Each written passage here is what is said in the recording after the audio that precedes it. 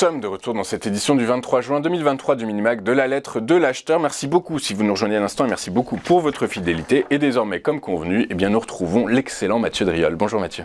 Bonjour. Bonjour, merci beaucoup Mathieu d'être avec nous ce matin. Vous êtes analyste senior chez Day by Day. Et dans le cadre de votre commo du jour, on va commencer comme c'est écrit par le blé qui était enfermé, coincé dans une spirale un peu déflationniste, même très clairement déflationniste. Et puis à la faveur de statistiques qui expliquent que la récolte devrait être en baisse, la récolte mondiale devrait être en baisse, et par la force des choses, les cours repartent à la hausse, j'ai l'impression. Ah ouais, le timing des statistiques est toujours à surveiller, hein, et c'est surtout souvent en connivence avec des zones de support plutôt notables. Ici, c'était la zone entre 565 et grosso modo 600. Cette zone de support de moyen terme était la zone d'accélération haussière que l'on avait franchie au cours de l'année 2020. Les cours, elle avait travaillé à de nombreuses reprises en tant que résistance et après le débordement, ils avaient pris appui dessus, déclenchant le rush haussier des années 2021 et 2022 jusqu'à marquer de nouveaux plus hauts.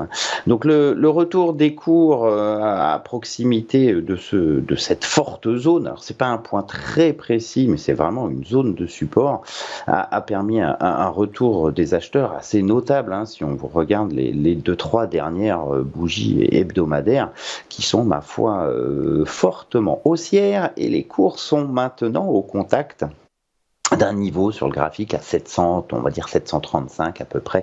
C'est le niveau clé de l'analyse. Il y a beaucoup de choses qui vont se jouer dans les semaines à venir autour de ce niveau.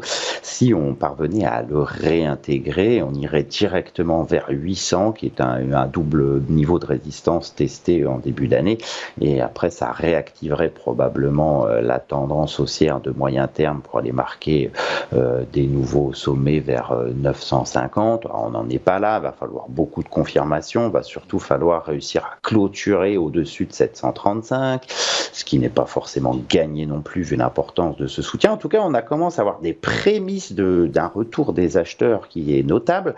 Alors, est-ce qu'on s'inscrit dans le cadre d'un début d'impulsion à moyen long terme, ou n'est-ce qu'une respiration de marché due au fort support et à la tension d'une certaine façon de la baisse, puisque effectivement depuis quelques mois on était passé de 950 à 560, ce qui est déjà une baisse quand même notable.